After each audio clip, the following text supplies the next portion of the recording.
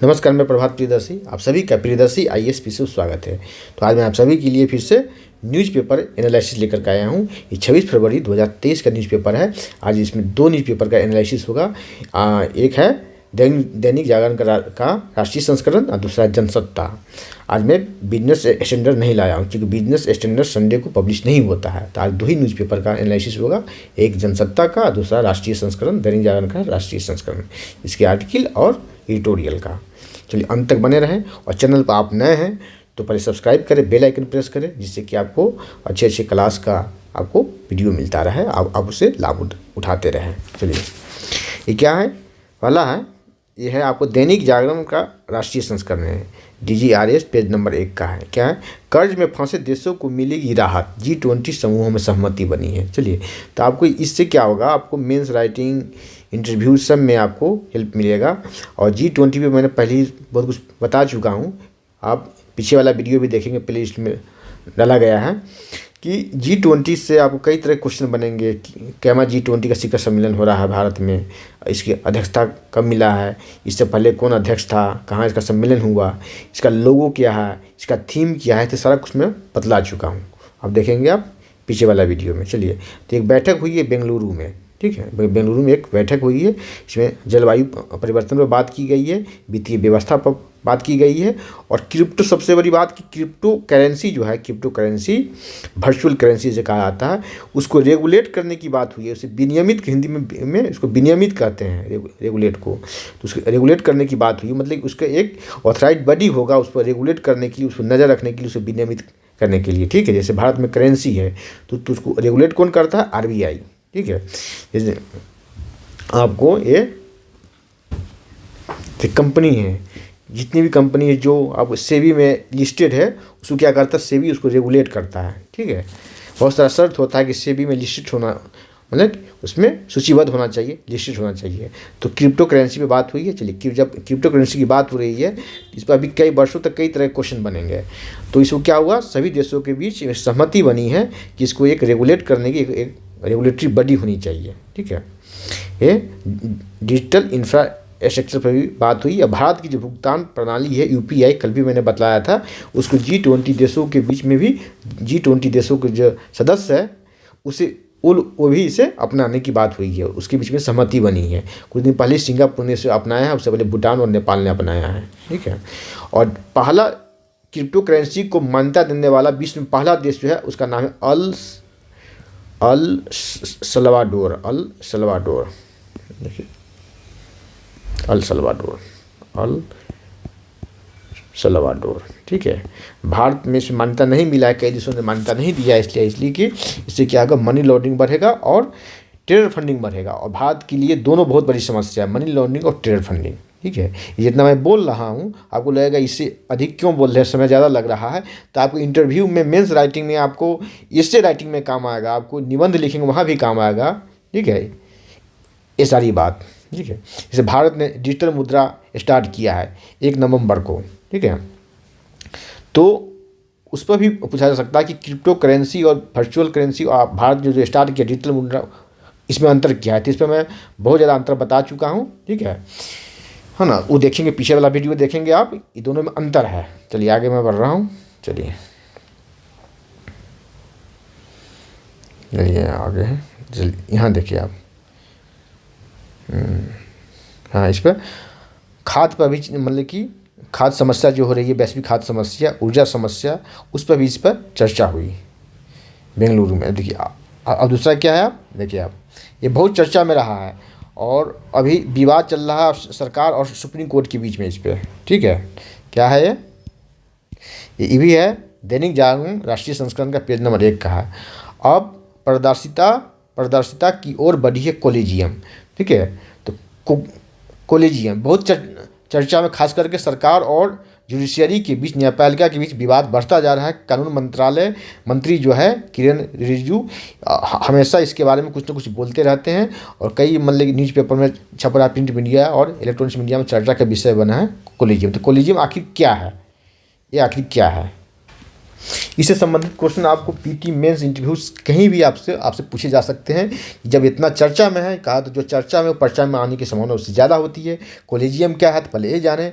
Collegium जो है 5 जजों का एक बेंच है, 5 जजों का एक समूह है जो हाई कोर्ट सुप्रीम कोर्ट के जजों की नियुक्ति और उसके ट्रांसफ़र का निर्णय करता है। ठीक है, और निर्णय ले करके इसे केंद्र सरकार के भेजता है।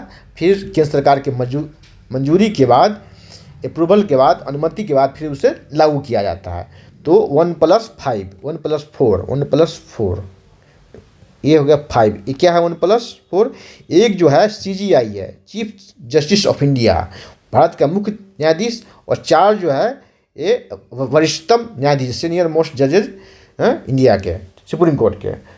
तो 1+4 = 5। 5 मेंबर्स है, 5 मेंबर्स ऑफ जज है जो कोलिजियम के सदस्य हैं। यही डिसीजन लेते हैं, निर्णय लेते हैं कि हाई कोर्ट की, यहाँ ध्यान देना है, लोअर कोर्ट की बात नहीं हो रही है कोलिजियम सिस्टम में।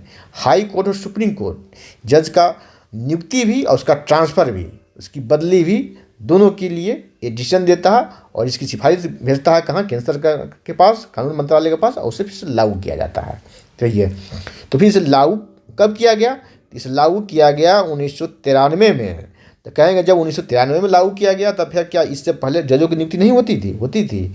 वो सुप्रीम कोर्ट जो है डायरेक्ट भेजता था सिफारिश केंद्र सरकार के पास, वहाँ तब उसे लागू किया जाता था। इसके बाद बना कोलिजियम सिस्टम बना। अब आगे क्या है?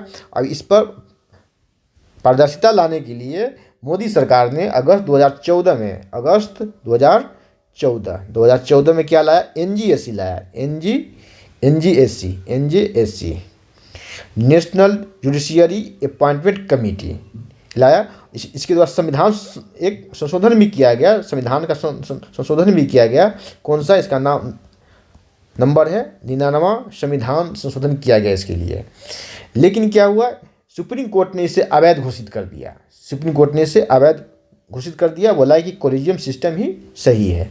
ठीक है, ये एक स्वतंत्र निकाय था, इसमें जुडिशियरी के भी लोग रहते, सरकार के भी लोग रहते, और जो NGO के जो सामाजिक संगठन के लोग हैं वो भी इसमें रहते हैं। लेकिन इसे सुप्रीम कोर्ट ने इसे असंवैधानिक करार दिया, इसे नहीं कर दिया। चलिए आगे बढ़ते हैं। चलिए, तो इसकी बात हो रही है। तो संविधान के अनुच्छेद 124 आर्टिकल 124 एंड 217 में सुप्रीम कोर्ट के जज की नियुक्ति और ट्रांसफ़र की बात की गई है। किसमें? आर्टिकल 124 और आर्टिकल 217 में। चलिए तो आगे बढ़ते हैं। चलिए, है ना, देखिए यहाँ लिखा है ना, सुप्रीम कोर्ट और हाई कोर्ट के न्यायाधीशों की नियुक्ति की कोलिजियम व्यवस्था सुप्रीम कोर्ट के 1993 और 1998 के फैसले से लागू किया गया। ठीक है, NGSC भी जान लिए, संविधान संशोधन भी जान लिए, क्योंकि जो चर्चा में पर्चा में आने की संभावना ज़्यादा है। इसके द्वारा इसके लिए मोदी सरकार ने 99वां संविधान संशोधन किया था NGSC के लिए, नेशनल जुडिशियरी अपॉइंटमेंट कमेटी के लिए, जिसे सुप्रीम कोर्ट ने रद्द कर दिया। चलिए अब क्या है? ये भी दैनिक जागरण राष्ट्रीय संस्करण का पेज नंबर 3 का है। क्या है? मोदी कल जारी करेंगे PM किसान सम्मान निधि का 13वां किस्त। जब 13वां किस्त जारी होगा तो इसके बारे में आपकी ऐसी योजना है, ये किसान के लिए योजना है, तो इससे सामाजिक सुरक्षा भी देखा जा रहा है। तो इससे संबंधित कई क्वेश्चन आपको आगामी कई एग्जामों तक पूछे जाएंगे, कई वर्षों तक पूछे जाएंगे, आपके निबंध में, इंटरव्यू में पूछे जाएंगे। ठीक है, ये यानी कि इससे क्वेश्चन बनेगा कि इसकी शुरुआत कब हुई? इसकी शुरुआत कब होती है? तो इसकी शुरुआत होती है जब 13वां किस्त है, तो इसकी शुरुआत होती है 24 फरवरी, ये फरवरी मंथ ही है, 24 फरवरी 2019 को। कहाँ से? यूपी के गोरखपुर से। गोरखपुर यूपी में PM मोदी ने इसकी घोषणा किया, इसकी शुरुआत किया था गोरखपुर यूपी। ठीक है, क्योंकि योजना के बारे में आपको जिस साल लागू होता है उसी साल नहीं, एक करंट का क्वेश्चन नहीं आता, एक तरह से एक इकोनॉमिक्स का क्वेश्चन बन जाता है। ठीक है, तो आप इस पर कई तरह के क्वेश्चन जो है कई एग्जामों में आगे पूछे जा सकते हैं। ठीक है, ये DBT योजना है, डायरेक्ट बेनिफिट ट्रांसफ़र के तहत है, किसान के अकाउंट में पैसे जाते हैं। ठीक है, और ये क्या है? सेंट्रल सेक्टर स्कीम है, इसका नाम है। क्वेश्चन यहाँ भी आ सकता है, किस तरह की स्कीम है? तो सेंट्रल सेक्टर स्कीम है, central sector central sector scheme का मतलब है कि पूरी तरह से ये सेंट्रल गवर्नमेंट का है। कई तरह के स्कीम चलते हैं जिसमें राज्य सरकार को केंद्र सरकार की अपनी हिस्सेदारी देना होता है 60%, 40%, और जो आपको ये राज्य हैं तो विशेष राज्य जो होते हैं वहाँ 90% देना होता है केंद्र सरकार को किसी भी योजना में, और 10% देना होता है वो राज्य सरकार को। तो टोटल 11 जो है विशेष दर्जा प्राप्त राज्य हैं, पहाड़ी राज्य और नॉर्थ ईस्ट के राज्य। ठीक है, हो तो अब तो 11 भी नहीं रहेगा क्योंकि जम्मू कश्मीर का विघटन हो गया, केंद्र शासित प्रदेश बन गया। ठीक है, तो अब देखेंगे आगे कितना होगा, कमेंट सेक्शन में कमेंट करेंगे। तो लेकिन ये क्या है, सेंट्रल सेक्टर स्कीम है। ये तो पूरी तरह केंद्र सरकार की योजना है जिसमें 100% जो है केंद्र सरकार इसमें लगाता है। ठीक है, और 4 महीने पर दिया जाता है, साल में 3 बार दिया जाता है। 4 महीने पे 2-2 हज़ार दिया जाता था, साल में हो गया 3 बार तो 6,000, साल में 6,000 मिलते हैं। इसको बढ़ाने की बात हो रही है। टोटल इस पर कुल व्यय जो है, कुल आपको बजट सर्वे से क्वेश्चन आ सकता है, बोला होगा लय की बजट सर्वे का क्वेश्चन है। अभी इस तरह से कोई भी क्वेश्चन इस तरह के देखते हैं तो वहाँ जाकर के सर्च करके पढ़ा कीजिए आप। टोटल इस पर खर्च हो रहा है 75,000 करोड़ का इसमें वार्षिक खर्च हो रहा है। ठीक है, कृषि और किसान कल्याण मंत्रालय द्वारा। इसमें लाभार्थी कितने हैं, 14.5 करोड़ लाभार्थी हैं। ठीक है, मतलब इतने किसान इसके फायदा उठा रहे हैं इससे। ठीक है, पीएम किसान योजना। चलिए आगे बढ़ते हैं। अब देखिए, यूक्रेन युद्ध की निंदा पर भिड़े G20 के देश। ठीक है, यूक्रेन युद्ध की निंदा पर भिड़े G20 के देश। इसमें क्या हो गया, चाइना और रूस जो है ये दोनों इससे मतलब कि राजी नहीं हुआ, सहमति नहीं दिया, इसलिए संयुक्त बयान नहीं आ पाया दोनों का। बेंगलुरु में अभी मीटिंग चल रहा था, आगे भी एक क्वेश्चन था इस पर। ठीक है, उसी में क्रिप्टो को कानूनी दायरा में लाने पर सहमत हो गए सदस्य देश। मतलब इसके लिए एक रेगुलेटरी बॉडी बनेगी। ठीक है, जो उसको रेगुलेट करेगा, इस पर सहमति बन गई है। ठीक है, चलिए आगे बढ़ते हैं। और देखिए, ये भी दैनिक जागरण राष्ट्रीय संस्करण का पेज नंबर 3 है। क्या है, पहली बार देश से बाहर सैन्य अभ्यास में भाग लेगा तेजस। देखिए, पहली बार हो रहा है। पहली बार का ऐसा कोई भी न्यूज़ देखें आप तो उसको अच्छे से करके जाएं, उससे एग्जाम में पूछने की संभावना ज़्यादा होती है। ठीक है, पहली बार।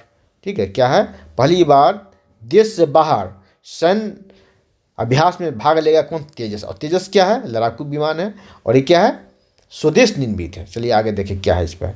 स्वदेश निर्मित हल्का लड़ाकू विमान तेजस पहली बार देश से बाहर होने वाली किसी अंतर्राष्ट्रीय सैन्य अभ्यास में शामिल होगा। तो सैन्य अभ्यास कहाँ हो रहा है, इस तरह से भी क्वेश्चन आएगा, कहाँ हो रहा है, देखिए, और कब हो रहा है, कितने देश में शामिल हो रहा है, और उस सैन्य अभ्यास का नाम क्या है, सभी मैं आपको बताऊंगा। आप धैर्य रख के सुने, और चैनल पर नए हैं तो प्लीज़ सब्सक्राइब करें, बेल आइकन प्रेस करें, जिससे कि आपको आगे का नोटिफिकेशन मिलता रहेगा।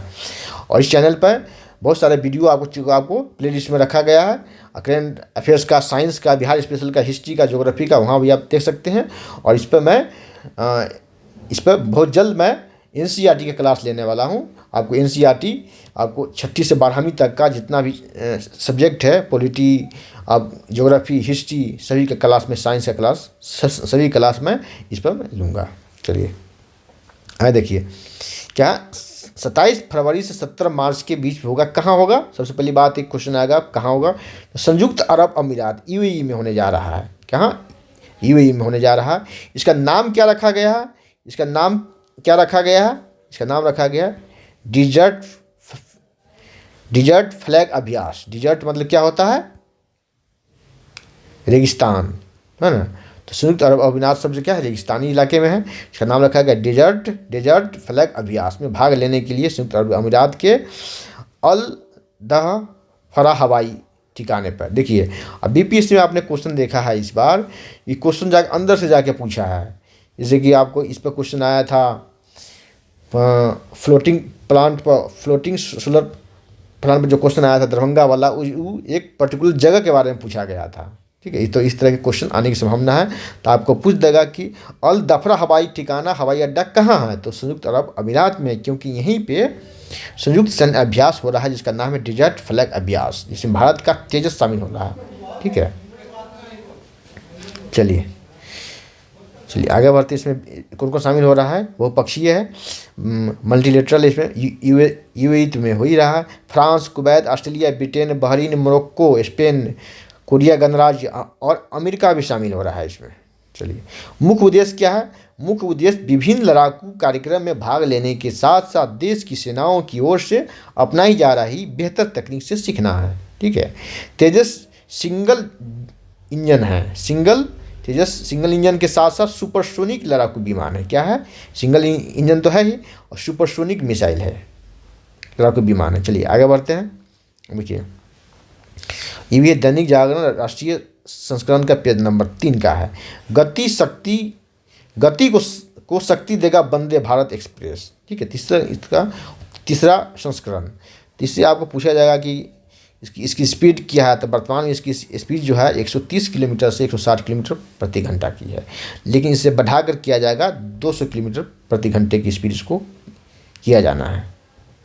ठीक है, वंदे भारत। चलिए आगे बढ़ते हैं। चलिए,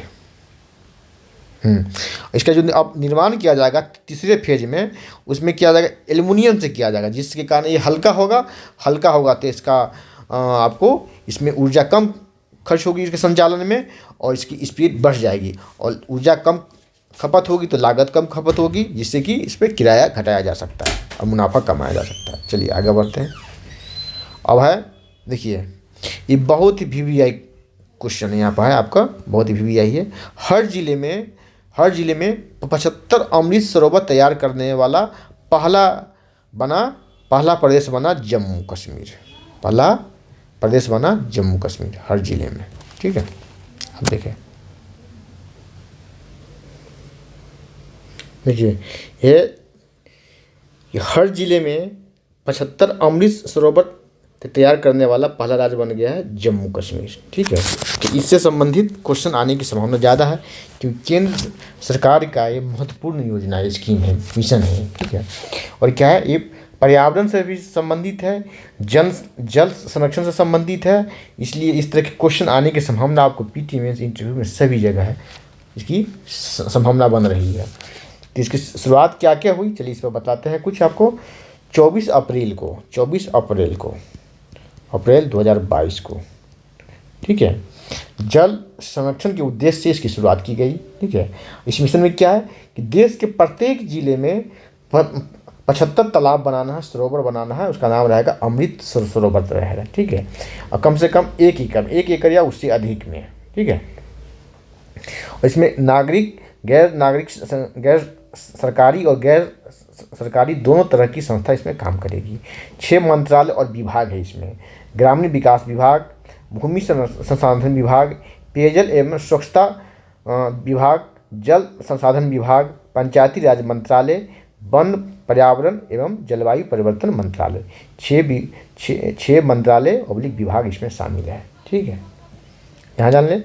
और देश में कितने, करीब 50,000 जलाशयों का निर्माण करना है। और पहला जो इस स्कीम के तहत, इस मिशन के तहत पहला अमृत सरोवर कहाँ बना, तो यूपी में बना। यूपी में कहाँ, तो यूपी के रामपुर जिले में। कहाँ, रामपुर जिले में बना सबसे पहला अमृत सरोवर इस मिशन के द्वारा, इस योजना के द्वारा रामपुर यूपी में बना। ठीक है, और पूरी तरीके से जम्मू कश्मीर में इसका जो उद्देश्य है कि प्रत्येक जिले में 75 अमृत सरोवर तैयार करना है, तो पहला ऐसा बन गया है, जम्मू कश्मीर बन गया है। ठीक है, इस तरह के आपको क्वेश्चन आने की संभावना है। चलिए आगे बढ़ते हैं। क्या है, चलिए इस पर इतना ही। चलिए आगे देखिए। हाँ, क्या है, यहाँ देखिए, प्रधानमंत्री नरेंद्र मोदी ने जम्मू कश्मीर में ही 24 अप्रैल 2022 को पंचायत राज दिवस के अवसर पर यह क्या है, पल्ली पंचायत कहाँ है, ये जम्मू कश्मीर में। पल्ली पंचायत में एक जनसभा के दौरान अमृत सरोवर मिशन का शुभारंभ किया गया। तो क्वेश्चन ये भी पूछा जाएगा कि अमृत सरोवर मिशन का शुभारंभ कहाँ किया गया, तो जम्मू कश्मीर में। कहाँ, पल्ली पंचायत में किया गया है। देश में 50,000 सरोवर का निर्माण करना है इसके तहत। ठीक है, इसके द्वारा क्या होगा, लैंड रिचार्ज भी होगा। ठीक है, वाटर लेयर जो नीचे जा रहा है, ठीक है, वो भी इससे सुधार होगा। कई पुराने तालाबों और सरोवरों को जीवंत करने का लक्ष्य रखा, मतलब नया भी बनाया जाएगा और पुराने तालाब जो है, मृत तालाब जो है, छोटा हो चुका, सूख चुका है, उसका गाद हटा करके उसको अच्छे से बनाकर फिर उसको तैयार किया जाएगा। ठीक है, दोनों तरह का है इसमें। 1 एकड़ ज़मीन पर कम से कम 1 एकड़ ज़मीन पर तैयार किया जाएगा। ठीक है, 10,000 घन मीटर इसकी जल की क्षमता होनी चाहिए। चलिए, दूसरा है भारतीय न्याय व्यवस्था पेपरलेस और वर्चुअल होगी। किसने बोला है? ये बोला है किरण रिजिजू। ये कौन है? देश के कानून मंत्री है। ठीक है, तो क्वेश्चन इसमें कहा कि देश भर के जो न्यायालय है उसको पेपरलेस और वर्चुअल बनाया जाएगा। चलिए, तो यहाँ से एक क्वेश्चन बन रहा है आपको पीटी पॉइंट फिर से कि पहला पेपरलेस हाई कोर्ट कौन है? तो पहला पेपरलेस हाई कोर्ट जो है और फर्स्ट पेपरलेस हाई कोर्ट कौन है? यह है केरल हाई कोर्ट। ठीक है, तो केरल हाई कोर्ट कहाँ है? ये कोची में है। कहाँ है? कोची में है। कहाँ है? कोची में। कोची। देखिए, केरल की राजधानी जो है तिरुवनंतपुरम है, लेकिन केरल का हाई कोर्ट जो है कोची में है। ठीक है, चलिए, इससे संबंधित एक और क्वेश्चन कि पहला जस्टिस क्लॉक कहाँ स्थापित हुआ, किस हाई कोर्ट में? पहला फर्स्ट जस्टिस क्लॉक कहाँ? तो Gujarat high court. Gujarat high court में स्थापित हुआ है पहला जस्टिस क्लॉक, अहमदाबाद में जस्टिस क्लॉक। ठीक है, अब पहला पीपल्स हाई कोर्ट ये केरल हाई कोर्ट। चलिए आगे बढ़ते हैं। देखिए आगे है, ये भी है दैनिक जागरण का राष्ट्रीय संस्करण, पेज नंबर 5 है। वाराणसी से वडनार के सदियों प्राचीन संबंधों की होगी खोज। वहाँ खुदाई हो रहा है। वडनार कहाँ है? गुजरात में। तो किस धर्म से संबंधित ये स्थल है, ये जगह है? तो बौद्ध धर्म से संबंधित स्थल है। क्वेश्चन आएगा कि वडनार, आपको 4 कूट में दे देगा, पूछा जाएगा कि वडनार किस धर्म से संबंधित है। तो वडनार जो है, गुजरात का वडनार, ये बौद्ध धर्म से संबंधित स्थल है और यहाँ कई बौद्ध स्तूप जो है प्राप्त हुए हैं। देखिए, कई बौद्ध स्तूप। बस इतना ही इस पर। आगे बढ़ते हैं। चलिए, एक सदी जान ले क्या है। 5वीं से 6वीं शताब्दी में यहाँ पर निर्माण किया था बौद्ध धर्म का, के स्तूपों का निर्माण किया गया था। देखिए आगे है, ये भी दैनिक जागरण राष्ट्रीय संस्करण का पेज नंबर 6 है। मंगलयान 2 के लिए तैयार ऑक्सीजन बोतल। ठीक है, मंगलयान 2 कब लाएगा? कब? मंगलयान 2 को अब 2024 में भेजने की योजना है। क्वेश्चन पूछा जाएगा कि मंगलयान 2 कब भेजने की योजना है? तो 2024 में का मंगलयान है तो मंगल ग्रह पर भेजा जाएगा। ठीक है, तो मंगलयान 2 2024 में भेजा जाएगा। चलिए आगे बढ़ते हैं। अब क्या है, ये भी दैनिक जागरण राष्ट्रीय संस्करण का पेज नंबर 8 है। पृथ्वी को छाया देगा सौर कवच। पृथ्वी को कैसे छाया देगा? क्या छाता लगा देगा? नहीं, देखिए क्या इसका नाम है, सौर कवच है। ठीक है, देखिए कार्बन डाइऑक्साइड और मीथेन जैसी गैसें पृथ्वी के वायुमंडल में सूरज की अधिक ऊर्जा को जकड़ रही है, मतलब उसको पकड़ रही है। कार्बन सिंक का काम करता है। ठीक है, ये जो है पृथ्वी के जो पार्थिव विकिरण होता है उसको रोक देता है।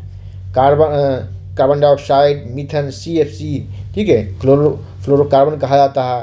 तो इसी के यही कारण बनता है ग्लोबल वार्मिंग का, वैश्विक तापन का। जो इस पर क्वेश्चन पूछा भी गया था BPSC PT में कि इस पर पृथ्वी का वायुमंडल जो गर्म होता है पार्थिव विकिरण के द्वारा होता है। क्या है? पार्थिव विकिरण के द्वारा होता है। ठीक है, ये इसका वेवलेंथ होता है, दीर्घ वेवलेंथ होता है। ठीक है, इसके द्वारा पृथ्वी गर्म होता है। यही जो है क्या करता है, कार्बन डाइऑक्साइड, मीथेन, CFC, ये लोग क्या करते हैं, एक लेयर बना देता है वातावरण में, जो पार्थिव विकिरण को घेर लेता है, रुक लेता है, जिससे पृथ्वी का वातावरण गर्म हो जाता है। ठीक है, अब इसको बचाने के लिए क्या किया जाएगा? देखिए, अमेरिका के यूटा यूनिवर्सिटी है। ठीक है, सूरज की रोशनी को रोकने के लिए धूल की क्षमता का अध्ययन किया गया है। ये क्या करेगा? चंद्रमा से धूल जो है भेजा जाएगा। चंद्रमा की धूल अंतरिक्ष में फेंक सकते हैं। इसे पृथ्वी की कक्षा से 16 लाख किलोमीटर दूर, ठीक है, दूर पर स्थित कर सकते हैं। समाधान सूर्य की किरणों को 1.8% तक अवरुद्ध कर देगा। ठीक है, दूसरे शब्दों में प्रति वर्ष लगभग 6 दिनों की सूरज की रोशनी रुक जाएगी। ठीक है, उतनी रोशनी। ठीक है, सौर कवच बनाने के लिए लगभग 1.1 करोड़ चंद्र धूल की आवश्यकता है। चंद्रमा से धूल भेजा जाएगा, कहाँ भेजा जाएगा? देखिए पहले यहाँ देखिए, यहीं पर आपको क्वेश्चन पूछा जाएगा पीटी में। पृथ्वी और सूरज के बीच एक पॉइंट बनता है, इसका नाम है लैग्रांज पॉइंट। क्या है? लैग्रांज पॉइंट, जो दो पिंडों के बीच गुरुत्वाकर्षण बलों को संतुलित रखने का वाला स्थान है। क्वेश्चन पीटी में इस तरह से भी आ सकता है कि लैग्रांज पॉइंट क्या है? तो दो पिंडों के बीच गुरुत्वाकर्षण बलों को संतुलित रखने वाला एक स्थान है। ठीक है, स्टेशन पृथ्वी, यहीं पर चंद्रमा से धूल भेजा जाएगा जो उसकी तपिश को कम करेगा। चलिए आगे बढ़ते हैं। युद्ध रोकने की पहल करे भारत। ठीक है, लेकिन वैश्विक देशों के द्वारा भारत को कहा गया है कि आप युद्ध रोकने की पहल करें। ठीक है, ये संपादकीय है। कहा गया कि इसकी शुरुआत कैसे होती है? विवाद रूस और यूक्रेन में। यूक्रेन को क्या है, नाटो की सदस्यता देने की बात की जाती है। नाटो का नियम है, उसमें उसका संविधान है कि में नियम है कि नाटो सदस्य देश पर कोई भी देश अगर हमला करता है तो हमला सभी नाटो सदस्य देशों पर समझा जाता है और सभी नाटो सदस्य देश उससे मिलकर मुकाबला करता है। तो रूस ने इसी का विरोध किया था और इसी को विरोध किया था, इसी लेकर के विवाद आगे गया और अंततः युद्ध में परिणत हो गया। ठीक है, आर्टिकल है ये, नहीं एडिटोरियल है। ठीक है, संजय गुप्त का। चलिए अब क्या है, घरेलू लिथियम से, ये भी दैनिक जागरण का राष्ट्रीय संस्करण पेज नंबर 10 है। घरेलू लिथियम से 15% तक घट सकती है ईवी की कुल लागत, लेकिन इलेक्ट्रिकल व्हीकल की। ठीक है, देखिए क्या है, भारत न्यू एनर्जी के संस्थापक और सीईओ अनिरुद्ध रवि नारायण का कहना है कि घरेलू लिथियम के इस्तेमाल से लिथियम सेल और इलेक्ट्रिक व्हीकल ईवी की उत्पादन लागत कम हो जाएगी। ठीक है, कितनी कम हो जाएगा? सेल के मूल्य में 20 से 30% की कमी आ जाएगी। इससे ईवी की लागत जो है 8 से 15% तक घट जाएगी। ठीक है, और कहाँ मिला है? देखिए और आगे देखिए न्यूज। अब तो कुछ दिन पहले न्यूज में आया था कि जम्मू संभाग में, जम्मू कश्मीर जम्मू संभाग में वैष्णो देवी के पास लिथियम का एक बहुत बड़ा भंडार मिला है। और दूसरा भंडार मिला है आपको कर्नाटक में। कहाँ मिला है? कर्नाटक में मिला है। यहाँ कितना है? 1600 टन है। 1600 टन लिथियम भंडार मिला है। ठीक है, 1600 टन। ठीक है, और जम्मू कश्मीर जो मिला है, देखिए बहुत का अंतर है। यहाँ 1600 टन मिला है और यहाँ मिला है 59 लाख टन। 59 लाख टन, बहुत बड़ा भंडार है ये। ठीक है, लिथियम का। चलिए आगे बढ़ते हैं। आगे है, ये भी दैनिक जागरण का राष्ट्रीय संस्करण पेज नंबर 11 है। क्या कर रहा है? हज यात्रियों को अपने ही आप करना होगा सऊदी अरब मुद्रा का इंतजाम। पहले सऊदी अरब मुद्रा जो जाता हज यात्री, उसे एयरपोर्ट पर ही सऊदी अरब की मुद्रा दी जाती थी वहाँ खर्च करने के लिए। यहाँ तो 1500 रियाल दिया जाता था। चर्चा में इसलिए जाने कि क्वेश्चन इस तरह से आएगा कि ये नहीं पूछा जाएगा कि हज यात्रियों को सऊदी अरब की मुद्रा कहाँ मिलता है, कौन देता है। सीधे पूछा जाएगा कि सऊदी अरब की मुद्रा क्या है, तो इसका नाम है रियाल। ठीक है, अब क्या है, बौद्धिक संपदा सूचकांक में 42वें स्थान पर भारत है। बौद्धिक संपदा सूचकांक में भारत का स्थान 42वें स्थान पर, पिछले बार स्थान था 43 में। एक स्थान का सुधार हुआ। क्वेश्चन यहाँ से बनेगा कितने स्थान का सुधार हुआ, तो एक स्थान का सुधार हुआ। पिछले वर्ष इसका स्थान क्या था? 43 था। कितने देशों में? 55 महत्वपूर्ण वैश्विक अर्थव्यवस्थाओं में। ठीक है, चलिए आते हैं, आगे बढ़ते हैं। और देखिए ये दैनिक जागरण राष्ट्रीय संस्करण का पेज नंबर 14 है। ऑस्कर से पहले आरआर को एक और सफलता मिली। क्या है? देखिए, नाटो उसका एक गाना है। ठीक है, नाटो का गाना का नामांकन हो गया ऑस्कर के लिए। क्या देखिए, फिल्म आरआर के नाटू गाने को बीते दिनों गोल्डन ग्लोब अवार्ड मिला। ठीक है, पहले क्वेश्चन यहाँ से बन सकता है कि किस गाना को गोल्डन ग्लोब अवार्ड मिला, तो नाटू गाना को। अभी आगे क्या किया गया है, इसे अब इस गाना को ऑस्कर पुरस्कार के लिए भी नामित कर लिया गया है। ठीक है, आगे जूरी के द्वारा चयन के बाद इसको पुरस्कार मिलने की संभावना है। चलिए, ये भी दैनिक जागरण का ही है। ठीक है। डीएनए से तय होते हैं फिंगरप्रिंट और आँख के रंग, ठीक है। ये आपको डीएनए के बारे में बताया गया है। ये आपको साइंस एंड टेक्नोलॉजी में भी आपको लिखने से आएगा, तो वहाँ से आपका काम आ सकता है। देखिए आगे देखिए, विमान को आकाशीय बिजली से बचाना होगा आसान, नया